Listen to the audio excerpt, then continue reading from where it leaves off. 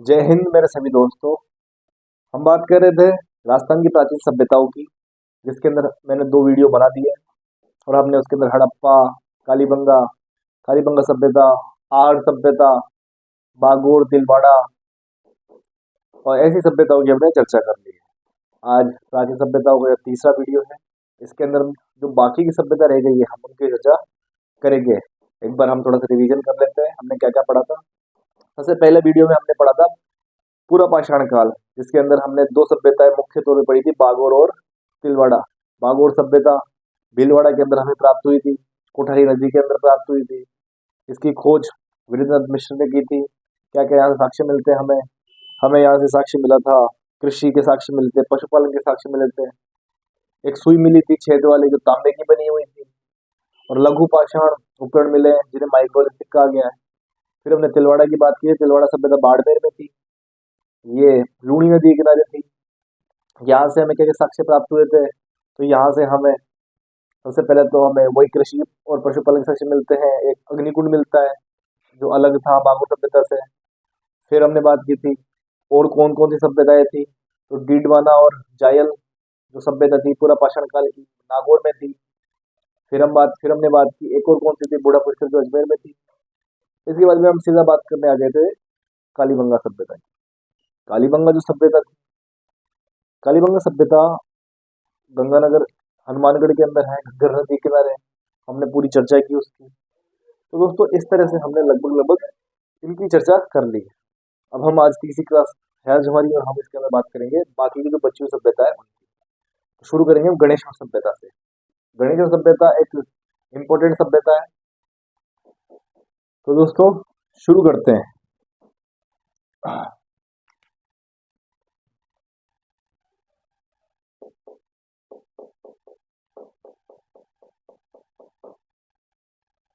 गणेश्वर सभ्यता,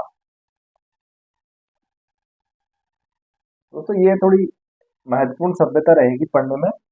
कालीबंगा सभ्यता हमने पढ़ी है, आहट सभ्यता पढ़ी है।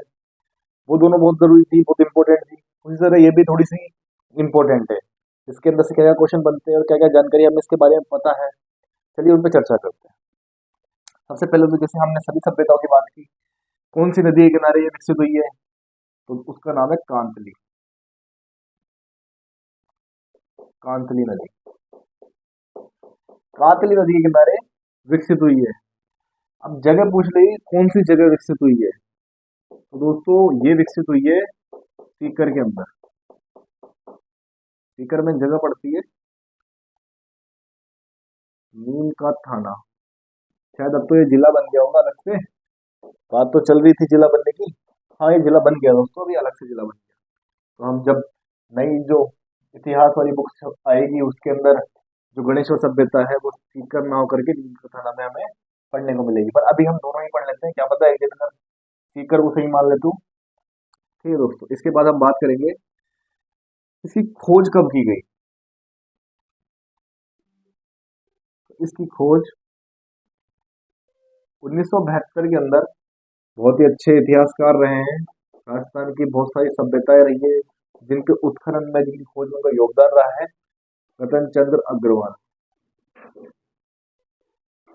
दोस्तों दो चार इतिहासकार के नाम तो कुछ ऐसा है जिन्हें हमें याद ही कर लेना चाहिए, जैसे आर सी अग्रवाल, एक वीरेंद्र नाथ मिश्र, जिन्होंने बहुत सारी सभ्यताओं की खोज की है। तो ये तो बहुत जरूरी हो जाते हैं हमें पढ़ने के लिए। खोज 1972 में आर सी अग्रवाल करते हैं और इसका उत्खनन होता है 1978 में। उत्खनन आर सी अग्रवाल ही करते हैं। आर सी अग्रवाल का पूरा नाम रतन चंद्र अग्रवाल है और इनके साथ इनका एक सहयोगी होता है जिनका नाम था विजय। इनका नाम था विजय, ये सहयोगी था आर सी अग्रवाल का उत्खनन के अंदर। ठीक है दोस्तों, तो इसके बाद हम बात करेंगे गणेश सभ्यता जो है, इसका अन्य नाम क्या है, इसे और किस किस नाम से जाना जाता है? अन्य नाम, अन्य नाम की हम बात करेंगे तो इसका जो एक नाम हमें मिलता है वो मिलता है ताम्र। ताम्र सभ्यताओं की जननी, ताम्र सभ्यताओं की जननी। इसकी चर्चा करते हैं हम। इसे ताम्र ताम्र सभ्यताओं की जननी क्यों कहा जाता है? तो दोस्तों क्या है, यहाँ से क्या है, तांबे के जो उपकरण मिले, जो तांबे के उपकरण मिले हैं वो 99% शुद्ध तांबे के बने हुए हैं। इस कारण से इसे ताम्र सभ्यताओं की जननी कहा जाता है। यहाँ से जो तांबे के उपकरण मिले हैं, तांबे के उपकरण, वो 99% तक शुद्ध तांबे के बने हुए हैं, शुद्ध तांबे के बने हुए। इस कारण से ताम्र सभ्यताओं की जननी कहा जाता है। एक और रीजन है जिस कारण से ताम्र सभ्यता को जननी कहा जाता है। एक्चुअली में क्या है दोस्तों, हम साक्ष्य के अंदर बात करेंगे कि सिंधु घाटी जो सभ्यता थी ना, उसके अंदर जो तांबे का आयात होता था, वो तांबे का आयात गणेश्वर सभ्यता से ही होता था, गणेश्वर सभ्यता से ही होता था। इस कारण से गणेश्वर सभ्यता को पुरातत्व का पुष्कर भी कहा जाता है। हम इसकी बात करेंगे, इसे पुरातत्व का पुष्कर, पुरातत्व का पुष्कर कहा जाता है। ठीक है दोस्तों, ताम्र सभ्यता की जननी कहा जाता है। समझ में आ गया कि यहाँ से जो तांबे के उपकरण मिल रहे हैं वो शुद्ध तांबे के बने हुए, मतलब 99% में तांबा है। फिर इसका जो दूसरा नाम मिलता है मतलब पुरातत्व का पुष्कर। दोस्तों ये नाम क्यों मिला इसको, उसके पीछे रीजन है कि जो सिंधु घाटी सभ्यता थी, सिंधु घाटी सभ्यता के अंदर वो जो तांबा आयात करते थे, वो तांबा आयात इसी सभ्यता से करते थे, गणेश्वर सभ्यता से। इस कारण से इसे क्या कहा जाता है, पुरातत्व का पुष्कर। एक अन्य नाम हमें और मिलता है इसका, उसकी हम बात करेंगे, वो है ताम्र संचय। इसका तो क्वेश्चन भी पूछा जा चुका है, ताम्र संचय, इसका क्वेश्चन पूछा गया था, जहां तक मुझे याद है पीटीआई के अंदर क्वेश्चन पूछा गया था इसका। पीटीआई का एग्जाम हुआ था सितंबर 2022 की बात है, 22 से 23 की बात है, सितंबर 2022 की बात है दोस्तों। सितंबर 2022 के अंदर क्वेश्चन पूछा गया था कि कौन सी सभ्यता को ताम्र संचयी सभ्यता कहा जाता है, तो उस सभ्यता का नाम है गणेश्वर सभ्यता। अब इसकी भी बात कर लेते हैं हम कि इसको ताम्र संचयी सभ्यता क्यों कहा जाता है। क्योंकि दोस्तों जितने भी हमें सभ्यताएं मिली हैं, उन सभ्यताओं में सबसे ज्यादा जो शुद्ध तांबे का संचय मतलब संग्रह करती थी, तो वो यही सभ्यता थी। इस कारण से इसे ताम्र संचयी भी कहा जाता है। तो दोस्तों ये 3 नाम इसके हमें मिलते हैं। मुझे उम्मीद है कि आप लोगों को समझ में आ गए होंगे, और ये नाम इनके क्यों पड़े हुए हैं, किस कारणों से इसे इन अन्य नामों से जाना जाता है। चलिए अब आगे बात करते हैं। ऐसे में तांबा जिला की बात करेंगे, कौन से जिले को तांबा जिला कहा जाता है। अब पढ़ते हो ज्योग्राफी के अंदर, वो झंझनू है। एक और क्वेश्चन मुझे दोस्तों कंफ्यूजन वाली बात ये रहेगी कि ताम्र सभ्यताओं की जननी और एक ताम्रवती नगरी। अगर क्वेश्चन पूछ ले ताम्रवती नगरी किसे कहा जाता है, तो उसका आंसर होएगा आहड़ सभ्यता, आहड़ सभ्यता। ठीक है दोस्तों, और पूछे ताम्रवती सभ्यताओं की जननी, तो जननी अगर पूछ ले तो उसका आंसर होगा गणेश्वर सभ्यता। हमने आहड़ सभ्यता पढ़ी थी, उसके अंदर मैंने आपको बहुत अच्छे से समझाया था कि आहड़ कि आहड़ सभ्यता को ताम्रवती नगरी क्यों कहा जाता है, क्योंकि हमें यहाँ से तांबा गलाने की भट्टियां मिली हैं, जिस कारण से यहाँ पे बहुत में तांबे का प्रयोग किया जाता था। इस कारण से इसे ताम्रवती नगरी कहा गया। परंतु ताम्र सभ्यताओं की जननी, जहाँ पे सबसे शुद्ध तांबे मिल रहे हैं 99%, इस कारण से ताम्र सभ्यता की जननी किसे कहा गया है, गणेश्वर सभ्यता को कहा गया है। अब यहाँ से मैं कहता है साक्ष्य प्राप्त होते हैं, मैं उनकी चर्चा करूंगा। साक्ष्य को हम यहाँ लिख लेते हैं, बिल्कुल धीरे धीरे हम समझेंगे। सबसे पहला पहला पॉइंट डालेंगे। सबसे पहले हमें यहाँ से कौन से साक्ष्य मिलते हैं, तो दोस्तों हमें यहाँ से एक तो हड़प्पा, प्राक हड़प्पा, प्राक हड़प्पा व हड़प्पा के समकालीन,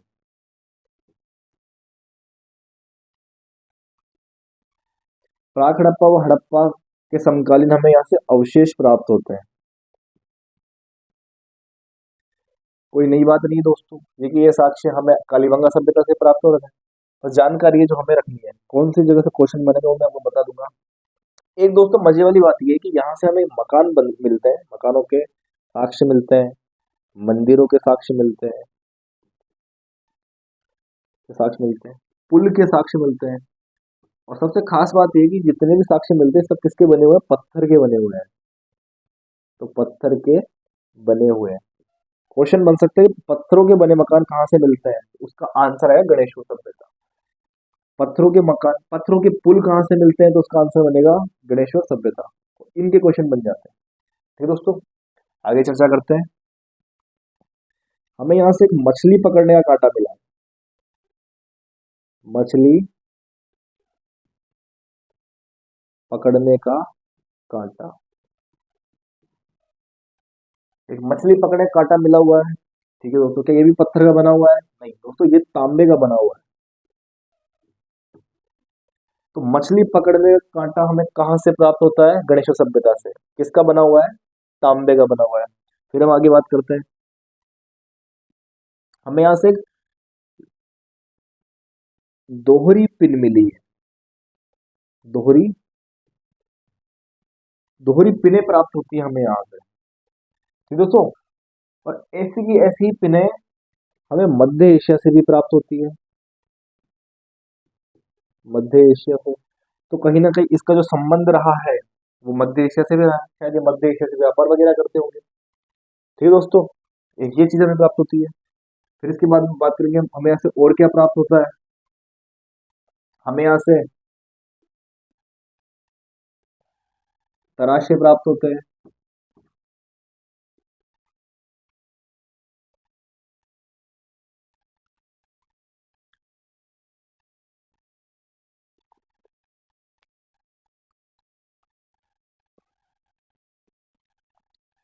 फिर दोस्तों, अब हम बात करेंगे हमें यहाँ से और क्या प्राप्त होता है। तो हमें यहाँ से क्या है दोस्तों, काले व लाल, लाल कह लो या गेरू कह लो, काले व गेरू रंग के मृदभांड प्राप्त होते हैं। काले व लाल, काले व गेरू रंग के मृदभांड प्राप्त होते हैं, जिन्हें कृष्णवर्णी, क्या कहा गया दोस्तों, कृष्णवर्णी कहा गया है। ये क्वेश्चन बन जाएगा दोस्तों, इसका भी क्वेश्चन बन जाता है। कृष्णवर्णी किसे कहा जाता है? तो काले व गेरू रंग के मृदभांड कहाँ से प्राप्त हुए हैं? गणेश सभ्यता से प्राप्त हुए हैं। और क्या प्राप्त होता है हमें यहाँ से? और यहाँ से कुल्हाड़ी प्राप्त होती है, पत्थर की बनी हुई, पत्थर की कुल्हाड़ी। तराशे प्राप्त होते हैं, ताशले, ताशले, तराशे, ताशले,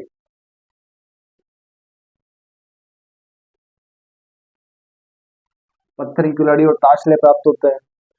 तो उक्त प्रकार के जो भी साक्ष्य हैं दोस्तों, ये हमें कौन सभ्यता से प्राप्त होते हैं?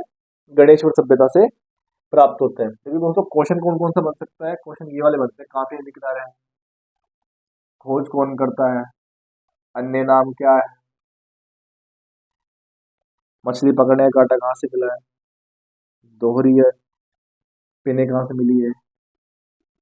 तो दोस्तों इस प्रकार के क्वेश्चन बनते हैं। और ये क्वेश्चन तो पूछा गया था, मुझे याद आ गया अभी पीटीआई के अंदर क्वेश्चन पूछा गया था, 2022 की बात है। ठीक है दोस्तों, इस प्रकार से हमने गणेश और सभ्यता की चर्चा की। अब हम इसका एक रिवीजन कर लेते हैं। ये हमें कहाँ से प्राप्त होती है दोस्तों? तो ये हमें कांकेर नदी से प्राप्त होती है। कौन से जिले से प्राप्त होती है? नीम का थाना सीकर। उसके बाद हम बताएंगे खोज कब की गई थी? 1972 में खोज की गई थी। किसने की थी? आरसी अग्रवाल ने की थी। उत्खनन कब किया गया था? 1978 में किया गया था। किसने किया था? आरसी अग्रवाल ने। सहयोगी कौन था? विजय। इसके कोई अन्य नाम है क्या? हाँ दोस्तों, इसे अन्य नाम क्या क्या कहा जाता है? इसे इसे ताम्र सभ्यताओं की जननी कहा जाता है। क्यों कहा जाता है? यहाँ से जो तांबे के उपकरण मिले हैं वो 99% शुद्ध तांबे के हैं। और क्या कहा जाता है इसे? इसे पुरातत्व का पुष्कर कहा जाता है। क्यों कहा जाता है? कि सिंधु घाटी सभ्यता के अंदर आयात की तांबा आयात किया जाता था, तो वो तांबे का जो निर्यात है वो गणेशवर सभ्यता ही करती थी, या वो तांबा गणेशवर सभ्यता से ही बाहर जाता था। इस कारण से पुरातत्व का पुष्कर कहा जाता है। ताम्र संचयी एक इसका और नाम हमें मिलता है। ताम्र संचयी क्यों कहा जाता है? क्योंकि यह सबसे ज्यादा शुद्ध तांबे के जो उपकरण है या तांबे के साक्ष्य हैं, इसके बाद यहाँ से प्राप्त हुए हैं। इस कारण से ताम्र संचयी कहा जाता है। यहाँ से हमें क्या क्या साक्ष्य मिलते हैं? तो यहाँ से हमें प्राक हड़प्पा और हड़प्पा के समकालीन के साक्ष्य मिलते हैं। यहाँ से हमें लाल व काले या गेरू रंग के मृदभांड मिले जिन्हें कृष्ण वर्णी कहा गया है। मछली पकड़ने का कांटा मिला है हमें यहाँ से। हमें यहाँ से पत्थर की कुल्हाड़ी प्राप्त हुई है, ताशले प्राप्त हुए हैं, दोहरी पिने मिली है जो मध्य एशिया से इसका संबंध दर्शाती है। तो दोस्तों इस प्रकार ये पूरी की पूरी जानकारी हमने गणेश सभ्यता के बारे में ली। ठीक है दोस्तों, आप इसके अच्छे से नोट्स बनाओ, फिर हम बात करते हैं आगे की सभ्यता की। ठीक है दोस्तों, मैं इसे रफ कर देता हूँ। हाँ तो दोस्तों, अब हम बात करेंगे अगली सभ्यता की, जिसका नाम है रेड सभ्यता।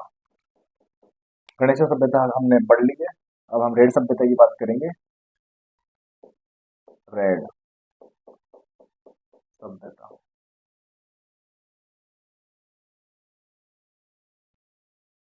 दिल्ली में आएगी, रेड हो जाएगा।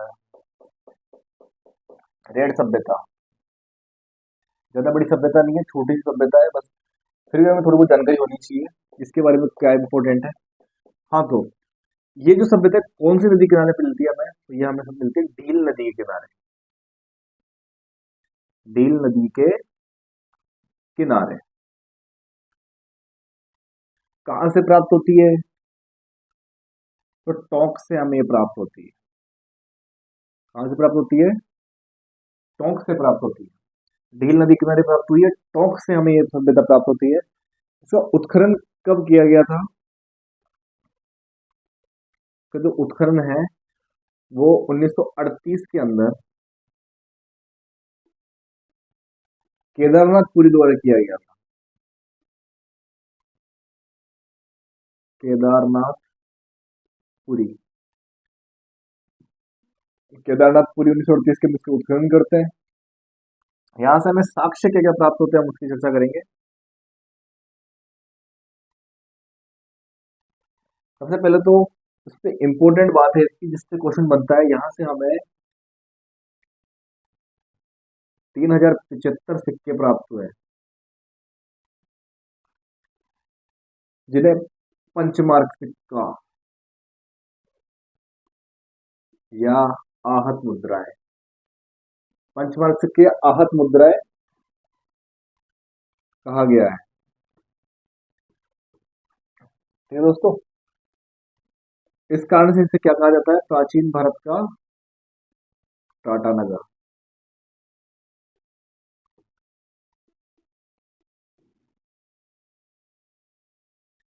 इस कारण से प्राचीन भारत को क्या कहा जाता है, टाटा नगर कहा जाता है। एक और जो इम्पोर्टेंट बात है, और हमें यहाँ से क्या क्या साक्ष्य प्राप्त होता है, तो हमें यहाँ से और प्राप्त होते हैं 2 मंजिला भवन,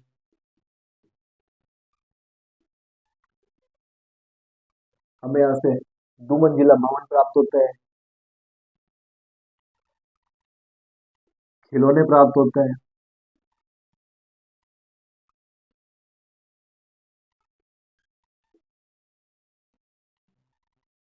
ठीक है दोस्तों, तो ये एक सभ्य, ये छोटी सभ्यता है रेड सभ्यता। ठीक है, एक यहाँ से गजमुखी प्रतिमा प्राप्त होती है हमें, वो ज्यादा इंपॉर्टेंट नहीं है, नहीं पूछा जाएगा, और फिर आप लिख लीजिए गजमुखी प्रतिमा, क्या मतलब क्वेश्चन बनी जाए इससे। तो ये चीजें हमें यहाँ से प्राप्त होती है। रेड सभ्यता की हम बात कर रहे हैं। रेड जो सभ्यता है ये डील नदी के किनारे हमें प्राप्त होती है, टोंक के अंदर से हमें मिली है, और केदारनाथपुरी के द्वारा इसका उत्खनन किया गया है। 1938 के अंदर केदारनाथपुरी से उत्खनन करते हैं। यहाँ से हमें 3075 सिक्के प्राप्त होते हैं, आहत मुद्राएं हैं, पंचमार्क सिक्के हैं, जिस कारण से इसे प्राचीन भारत का टाटा नगर कहा जाता है। और हमें यहाँ से 2 मंजिला भवन प्राप्त होते हैं, खिलौने प्राप्त होते हैं, गजमुखी प्रतिमा प्राप्त होती है। तो दोस्तों ये थी रेड सभ्यता, ज्यादा बड़ी सभ्यता नहीं है, छोटी सभ्यता है। ज्यादातर क्वेश्चन ये वाला क्वेश्चन बनता है। ठीक है दोस्तों, इसको मैं मिटा देता हूँ और हम आगे बात करते हैं अगली सभ्यता की। अगली सभ्यता की हम बात करेंगे। तो दोस्तों अब हम बात करेंगे अगली सभ्यता की, जिसका नाम है सुनारी सभ्यता। सुनारी सभ्यता,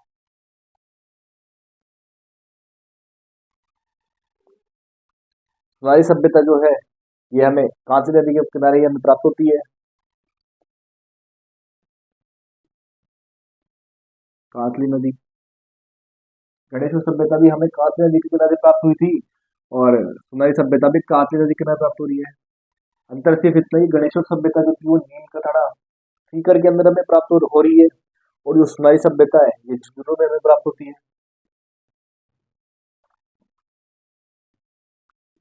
ये झुंझुनू से हमें प्राप्त होती है। अब हम बात करेंगे सुमेरी सभ्यता से हमें क्या प्राप्त होता है, ठीक है, हमें साक्ष्य मिलते हैं। तो सबसे पहले हमें जो है साक्ष्य प्राप्त होता है,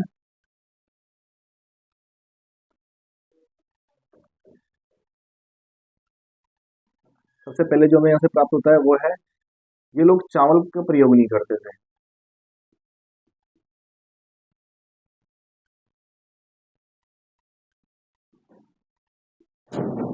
क्योंकि हमें यहाँ से चावल के साक्ष्य नहीं प्राप्त हुए, तो ये लोग चावल का प्रयोग नहीं करते थे।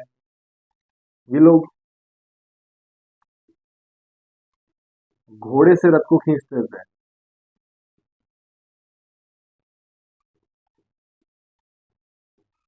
घोड़े से रथ को खींचते थे ये लोग। और हम बात करेंगे, हमें यहाँ से कोठा मिला है, यहाँ से हमें कोठा मिला हुआ है। कोठे के अंदर जो धान का संग्रहण करते थे, धान मतलब अनाज, अनाज का ये लोग संग्रहण करते थे उस कोठा के अंदर। धान के लोग अनाज का संग्रहण करते थे उसके अंदर।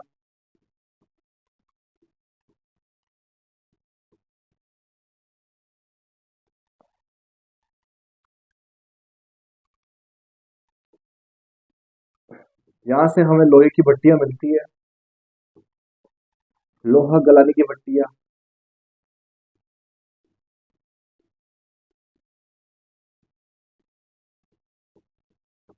यहाँ से हमें लोहा गलाने की भट्टियां मिलती है, जो ऊपर से खुली हुई है।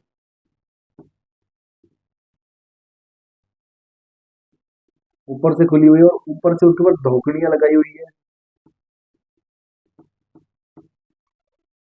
ऊपर से उनके ऊपर धोकड़ियां लगाई हुई है।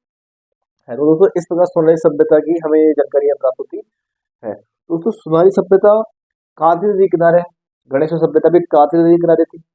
सुनारी सभ्यता झुंझुनू में है, गणेश सभ्यता सीकर में है।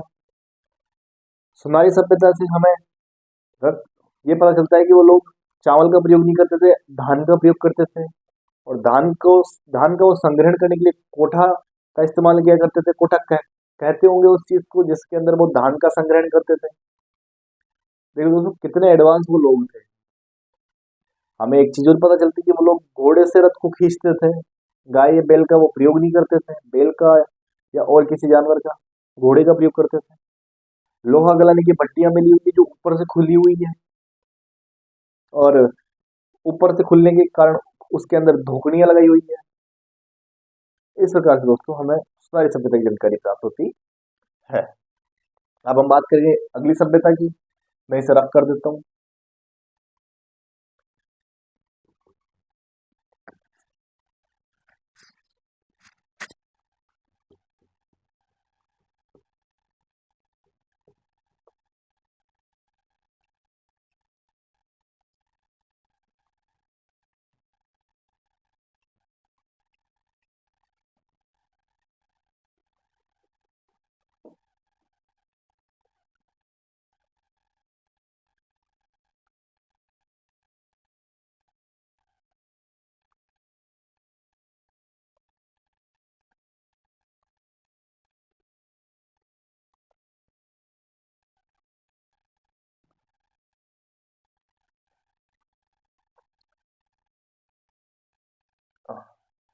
चलिए अगली सभ्यता की बात करते हैं। अगली सभ्यता है जोधपुरा सभ्यता।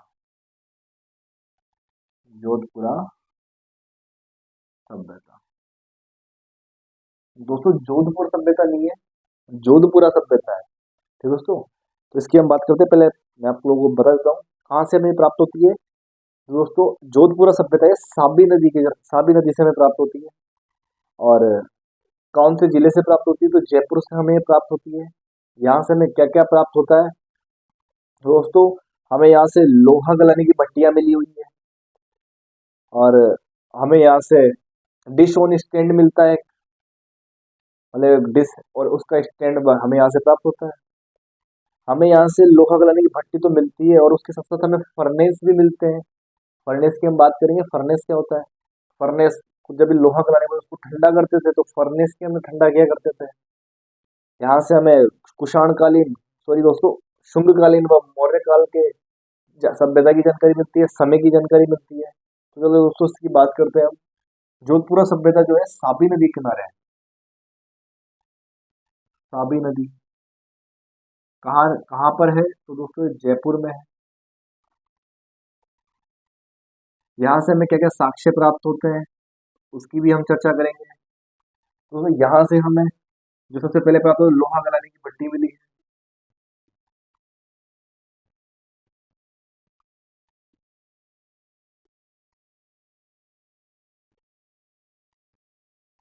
लोहा गलाने की भट्टियां मिली है।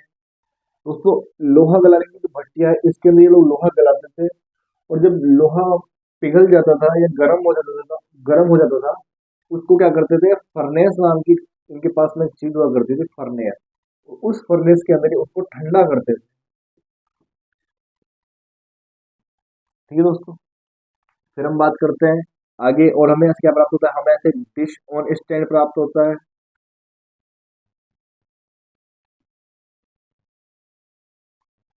डिश ऑन स्टैंड प्राप्त होता है हमें यहाँ से। और क्या प्राप्त होता है हमें यहाँ से, उसकी चर्चा हम करेंगे। तो दोस्तों हमें यहाँ से जो शुंगकालीन व मौर्यकालीन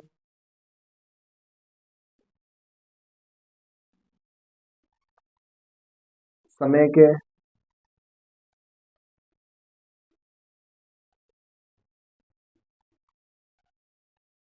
अवशेष मिले हैं, यह कह लें कि मौर्यकालीन और शुंगकालीन समय की जानकारी प्राप्त होती है। दोस्तों जोधपुरा सभ्यता कोई ज्यादा बड़ी नहीं है, छोटी सी है। तापी नदी किनारे है, जयपुर में स्थित है। लोहा गलाने की भट्टियां मिली है। लोहा गला करके लोग फर्नेस के अंदर लोहा को ठंडा करते थे। जिसमें लोहा ठंडा करते थे उसको फर्नेस कहा गया है। कुछ शुंगकालीन और मौर्यकालीन समय की जानकारी प्राप्त होती है। Dish on dish on dish on stand प्राप्त हुआ है।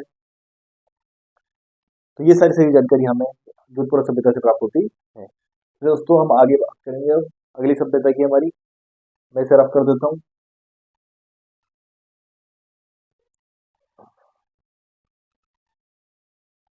एक सभ्यता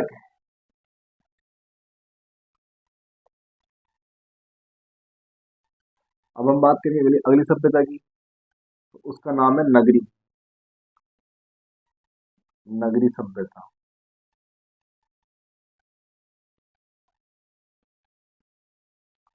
चित्तौड़ से हमें ये सभ्यता प्राप्त होती है।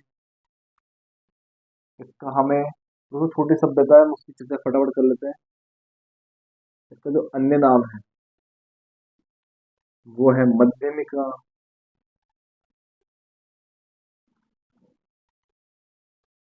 यहाँ से हमें शिवी जनपद, शिवी जनपद के सिक्के प्राप्त हुए हैं। यहाँ से हमें शिवी जनपद के सिक्के प्राप्त हुए हैं। ठीक है दोस्तों, अब हम बात करेंगे इससे इंपॉर्टेंट सभ्यता की, बैराट सभ्यता की हम बात करेंगे। हाँ तो दोस्तों अब हम बात करेंगे जो हमारी सभ्यता बची हुई है उनके बारे में। दो या तीन सभ्यता अब हमारी बची हुई है, उसके बारे में हम बात कर लेते हैं। सबसे पहले हम बात करेंगे नगर सभ्यता की। नगर सभ्यता, दोस्तों नगर सभ्यता जो है यह है टोंक में। नगरी सभ्यता की अगर बात करेंगे तो नगरी सभ्यता है वो चित्तौड़गढ़ में है। और अगर नगर पूछ ले तो वो जो नगर सभ्यता है वो है टोंक के अंदर पड़ती है। भूपारेल नदी के किनारे ये सभ्यता विकसित हुई थी। और यहाँ से मोटिव जो चीज हमसे पूछी जाती है वो है कि यहाँ से मालवा जनपद के 6000 सिक्के खोजे गए हैं, जिसकी खोज कलाइल ने की थी। ये चीज हमसे पूछी जाती है कि मालवा जनपद के जो सिक्के हैं वो कहाँ से हमें प्राप्त होते हैं? वो नगर जो सभ्यता है हम वहां से प्राप्त होते हैं। ये तो ये चीज एक क्वेश्चन बन जाएगा। और हमें यहाँ से क्या प्राप्त होता है? तो यहाँ से हमें एक महिषासुर मर्दिनी की मूर्ति प्राप्त होती है और एक यक्ष की मूर्ति प्राप्त होती है। ज्यादा यहाँ से कुछ नहीं पूछा जाता। दो या दो तीन इंपॉर्टेंट चीजें, यक्ष की मूर्ति नहीं दोस्तों, यक्ष की मूर्ति तो 9 भरतपुर से मिली थी हमें यहाँ से महिषासुर मर्दिनी की, और एक रति कामदेव की मूर्ति हमें यहाँ से प्राप्त होती है। महिषासुर मर्दिनी के साथ साथ रति कामदेव की जो मूर्ति है वो यहाँ से प्राप्त होती है। तो चलो दोस्तों हम इसको नोट करते हैं। सबसे पहले हम बात करेंगे यहां से हमें मालव जनपद के 6000 सिक्के प्राप्त हुए हैं। और जो ये जो सिक्के प्राप्त हुए इसकी खोज की थी कलाइल ने। एक तो ये बहुत इंपॉर्टेंट चीज है जो इससे क्वेश्चन बन जाएगा। और इसके बाद में हमें यहाँ से 2 प्रकार की मूर्तियां प्राप्त होती है। एक तो है महिषासुर मर्दिनी, महिषासुर मर्दिनी की मूर्ति हमें यहाँ से प्राप्त होती है। और एक रति कामदेव की, रति ये कामदेव की पत्नी थी रति, उसकी हमें यहाँ से मूर्ति प्राप्त होती है।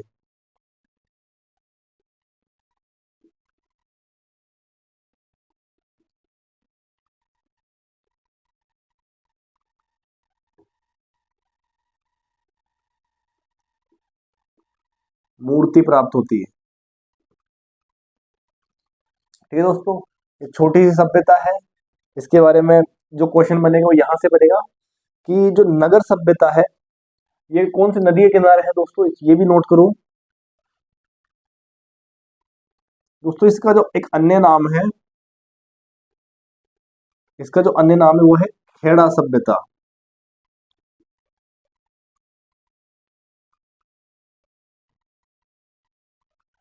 इसका जो अन्य नाम है वो है खेड़ा सभ्यता। ये 4-5 चीजें हमसे क्वेश्चन पूछा जाएगा इसके बारे में। नगर सभ्यता का, नगर सभ्यता कहाँ मिली है? टोंक में मिली है। यहाँ से क्या प्राप्त होता है? तो यहाँ से 6000 सिक्के प्राप्त हुए हमें मालव जनपद के, जिसकी खोज कलाइल ने की है। और हम बात करेंगे यहाँ से और क्या प्राप्त होता है, तो यहाँ से महिषासुर मर्दिनी की मूर्ति हमें प्राप्त होती है। एक रति जो कामदेव की पत्नी कहलाती है, रति कामदेव की जो, वहां उसकी हमें यहाँ से मूर्ति प्राप्त हुई है। और जिसका अन्य नाम है खेड़ा सभ्यता, इसका एक अन्य नाम है। इसी के साथ साथ हम एक और सभ्यता की बात करेंगे, वो है नौ सभ्यता।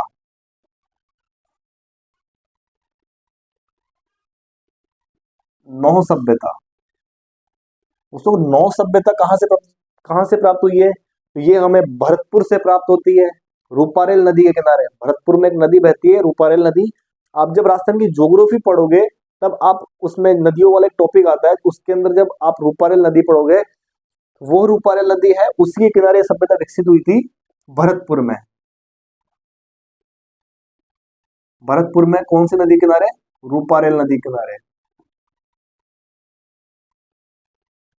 रूपारेल नदी के किनारे ये सभ्यता विकसित होती है। दोस्तों ये जो नौ सभ्यता है, इस सभ्यता से 5 सभ्यताओं की जानकारी प्राप्त होती है। 5 जो सभ्यताएं हैं उनकी जानकारी हमें इस सभ्यता से प्राप्त होती है। और वो जो 5 सभ्यताएं हैं वो कौन कौन सी है? तो पहले नंबर पे वैदिक सभ्यता, उसके बाद में मौर्यकालीन सभ्यता, फिर है उत्तर मौर्यकालीन सभ्यता, फिर उसके बाद में 12वीं शताब्दी की सभ्यता। इस प्रकार से 4-5 सभ्यताएं हैं, उन सभ्यताओं की जानकारी हमें कौन सभ्यता से प्राप्त होती है? नौ सभ्यता से। तो दोस्तों नोट करना, यहां से हमें 5 सभ्यताओं की जानकारी, 5 सभ्यता की जानकारी,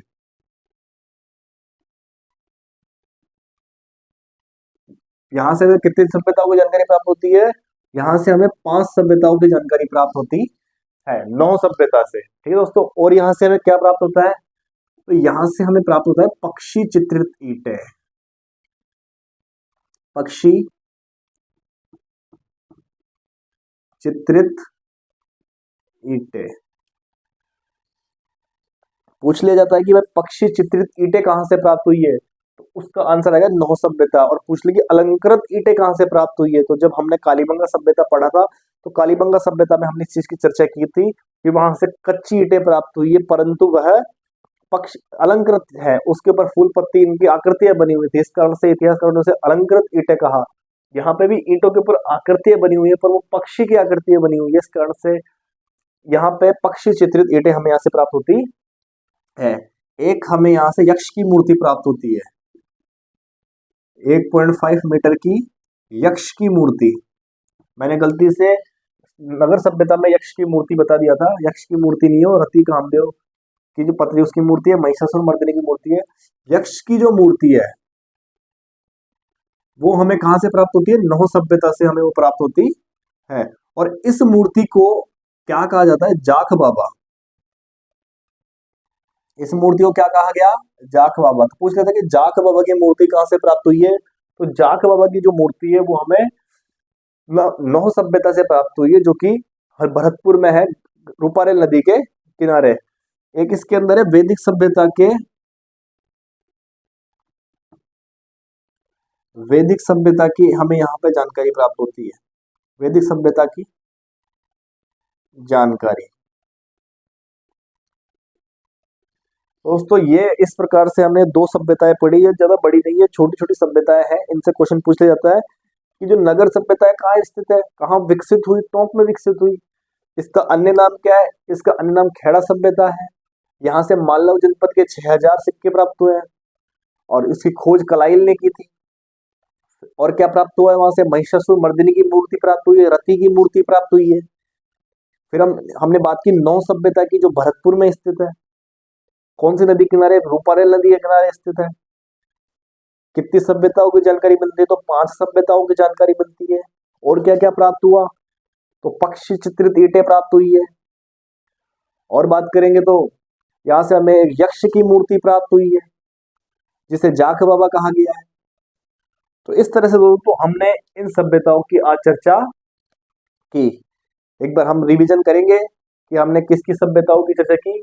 मुझे उम्मीद है आप लोगों ने नोट्स बना लिए होंगे। ठीक है दोस्तों, चलिए मैं इसे रफ कर देता हूं।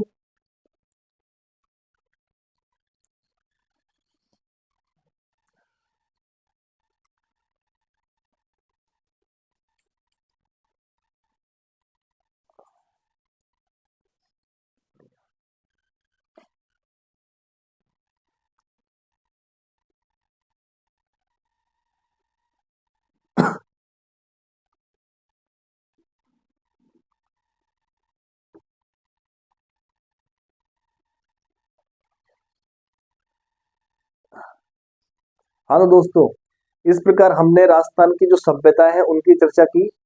उम्मीद है आप लोगों को वीडियो अच्छी लगी होगी। वीडियो को आप लोग देखिए और इसे ज्यादा से ज्यादा शेयर कीजिए और कमेंट करके बताइए कि आपको वीडियो समझ में आ रही है या वीडियो के अंदर कुछ कमी है, ताकि हम उस चीज का सुधार कर सके दोस्तों। और ये जो वीडियो है सभी के लिए बहुत ज्यादा इंपॉर्टेंट है, सभी एग्जामों के लिए, कि राजस्थान की प्राचीन सभ्यता लगभग लगभग सभी में पूछी जाती है। मैंने कोशिश की है आप लोगों को अच्छे से समझा सकूं। आप लोग इन सबके प्रॉपर नोट्स बना लेना। मिलते हैं नेक्स्ट वीडियो में एक नए टॉपिक के साथ।